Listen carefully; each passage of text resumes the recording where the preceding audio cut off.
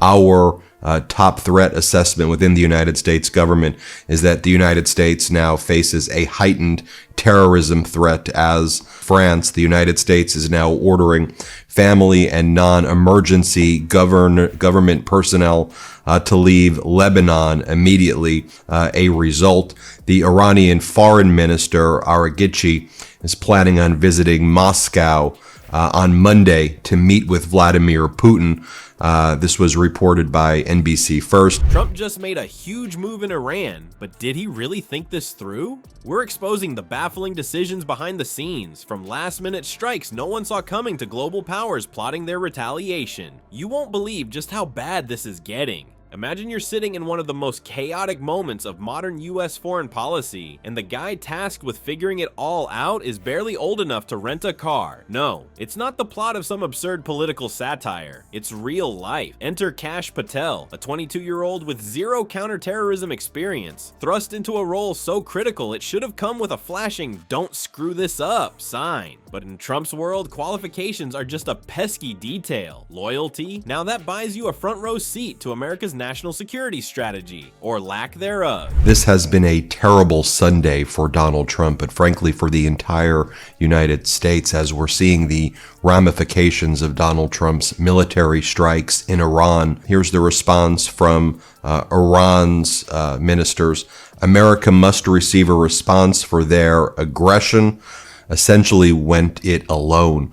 We're learning that the Fordow nuclear site was not even entirely destroyed.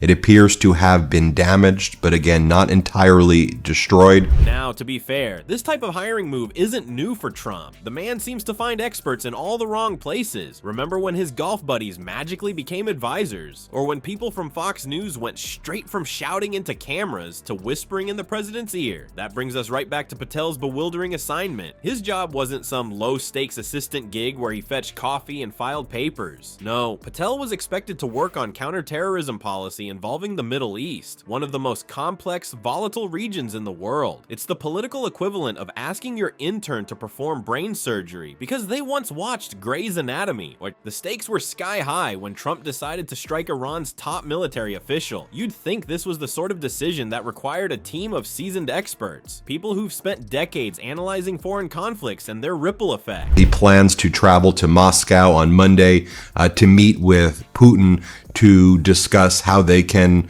be jointly responding to the United States attack on the nuclear sites. The actions of the U.S. seriously violate the purposes and principles of the UN Charter and international law. That's what China put out in a statement. Have to pass through when they're traveling with all of the oil, all of it, from the Middle East. You shut down the Hormuz Strait, the Strait of Hormuz, and oil becomes essentially inaccessible and unaffordable. Instead, the task essentially landed in the hands of a guy whose experience came mostly from playing a background role in Trump's impeachment defense. Sure, he had a law degree and stints in government, but that hardly makes someone a counterterrorism expert. Analysts didn't mince words about this. Fred Kaplan, a political strategist who's seen this story unfold way too many times, describes such appointments as not just risky, but borderline reckless, especially in moments when precision and understanding are vital. So how did this inexperience translate to real-world consequences? Let's start with the immediate chaos after the strike. Without a clear plan for the aftermath, relationships with allies crumbled faster than one of Trump's failed casinos. Patel didn't just have to manage the fallout, he had to figure out how to steer the foreign policy ship through Iran's expected retaliation and escalating global criticism, all while learning on the fly. It was reported that the top security body in Iran is now making the final call after Parliament approved it. There was then a wrinkle on that it wasn't a formal approval by the parliament. Last week, we were in negotiations with the U.S. when Israel decided to blow up that diplomacy. This week, we held talks with the E3 and EU when the U.S. decided to blow up that diplomacy. Here's what we're hearing from as well from Russia. Russia's former president and prime minister Medvedev put out the following statement.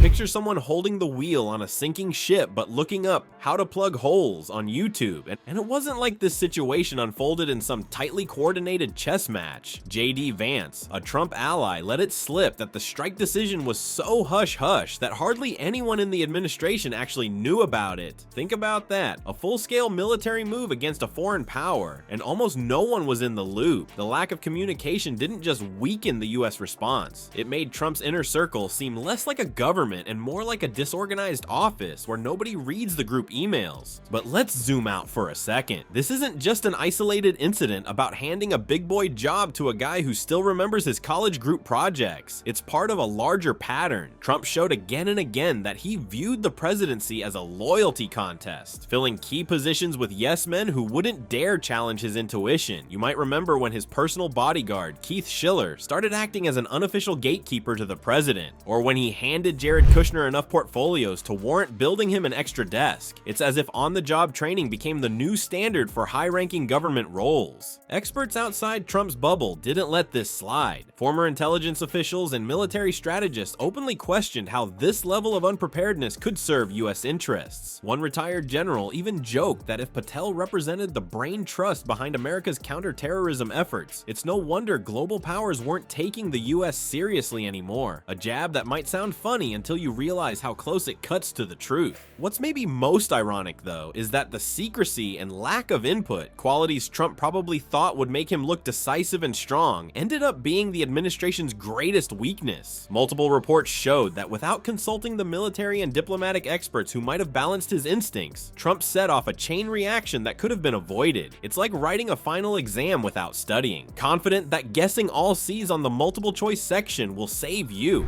And yet somehow none of this seemed to rattle Trump. The strike's aftermath left headlines full of questions about whether this leadership style, mixing unpredictability with inexperience, was sustainable or even safe. Meanwhile, Patel was still adjusting to his role, a reminder of how hard it is to play catch-up when lives and international stability are on the line. So here's the takeaway. When experience takes a backseat to personal loyalty, disasters aren't just likely, they're inevitable. Trump's appointment of Patel is proof of how a moment that needed careful planning instead became a masterclass in chaos. But while the internal mayhem was bad enough, the world wasn't just watching, they were gearing up for their own responses. Which begs the question, what happens when foreign powers take a reckless move like this and turn it into an opportunity to hit back? Trump hoped his strike on Iran would command respect, but it seems like he misjudged the room big time. Instead of chest-pumping patriotism, global powers like Russia, China, and yes, even Iran are treating it like a joke. Except it's one of those jokes where no one's sure if they should laugh or start preparing for doomsday. For starters, China wasted no time blasting the US for what it called a straight-up violation of international law. They said the attacks seriously violate the purposes and principles of the UN Charter, which is diplomatic speak for "what the hell were you thinking?" And of course, China loves this angle. They get to play the role of the sensible adult while subtly reminding the world that America is just stomping around, breaking all the rules. Meanwhile, Iran isn't exactly sitting around twiddling its thumb. Their foreign minister wasted no time packing a bag and flying to Moscow, where he sat down with Putin to hash out a little strategy session. When Iran and Russia are cozying up with the same goal to push back against the US, you know something's brewing. Vladimir Putin's been itching for a chance to shake up the balance of power anyway, and Trump may have just handed him the ultimate excuse. The picture here isn't pretty. A potential alliance between two nations that already don't like America, suddenly finding even more reasons to join forces. Let's just say that won't make anyone's Christmas card list for this year. And if Russia is holding back any punches, they sure don't seem to mind swinging a few verbal ones. Their former president Dmitry Medvedev was quick to point out that the strike didn't even accomplish much, claiming it left Iran's nuclear infrastructure mostly untouched. According to him, Iran's nuclear materials are still nicely tucked away, their future enrichment plans intact, and the whole thing might as well have been a waste of jet fuel. That's gotta sting if you're trying to look powerful on the global stage. Not only did they call the US strike ineffective, but they essentially implied that Iran came out of this stronger, emboldened, and maybe even eager to show off what they're capable of next, impressed by how easy it is to play the victim card and gain sympathy.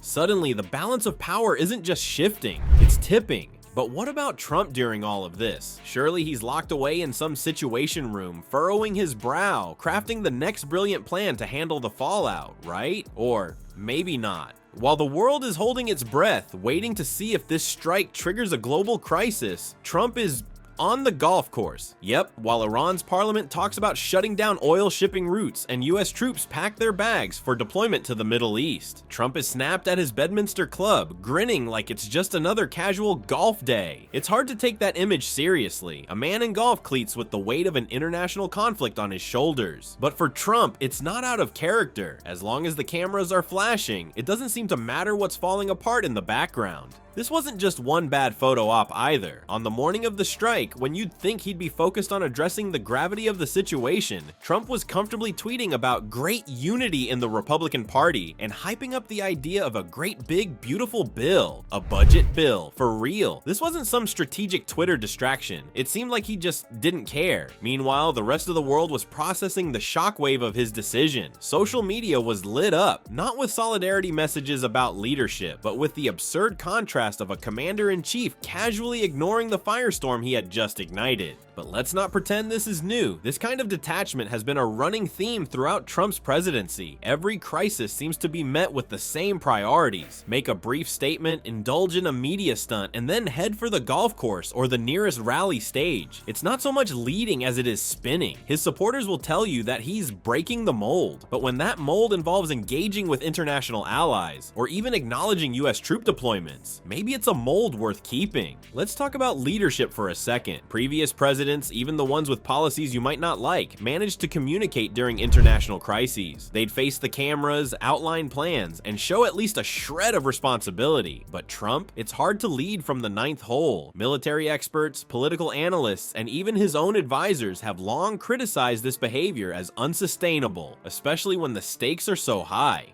Detachment during low-stakes moments is one thing, but when the future of global stability hangs in the balance, it's less quirky leadership style and more dangerously incompetent. This tendency to sideline the harder parts of leadership isn't just frustrating, it's costly. For one, it makes the US easier to undermine. Global powers like Russia and China are watching this nonchalant behavior closely, picking their moments to exploit it. If Trump doesn't even seem concerned about his own military deployments, it's no wonder America's adversaries feel emboldened to challenge US dominance. How do you pressure another country into respecting your demands when your leader looks entirely uninterested in the fallout? And honestly, even those who might want to support the US are getting fed up. Allies aren't exactly thrilled to see Trump scrolling through social media or lining up his tee shot while they're left to deal with the ripple effects of his impulsiveness. The idea of American leadership used to come with at least some level of dependability, but under Trump, that's evaporating quickly. Countries are feeling less inclined to play ball when it's clear the US president is perfectly content sitting this round out.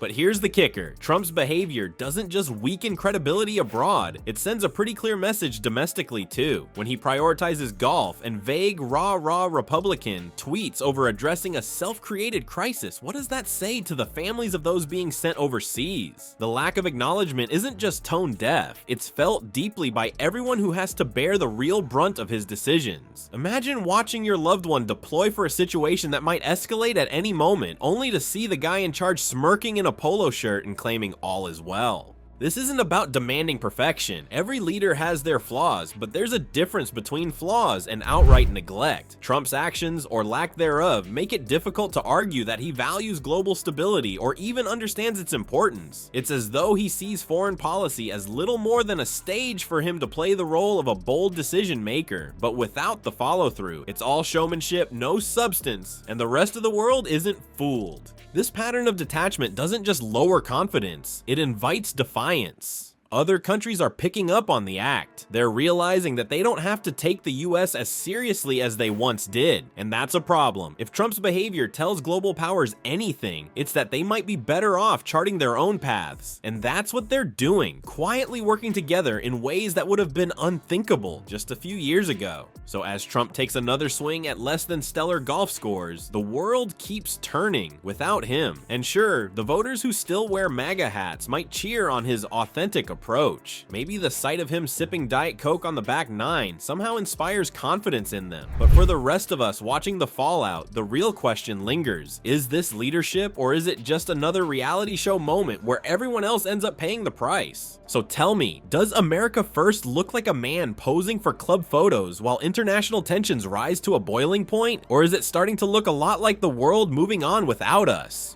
Trump's secret strike wasn't just a failure, it's become a masterclass in how to speed up America's global decline. Instead of projecting strength, the US is now facing sharper criticism, stronger alliances among adversaries, and dwindling credibility. Calling this America First almost feels like satire when it looks more like America isolated. If this is the leadership we trust, maybe it's time to ask who's really benefiting here, because it definitely isn't the country. The world is shifting, and it's not waiting for the US to catch up. Now more than ever, we need to start asking the hard questions.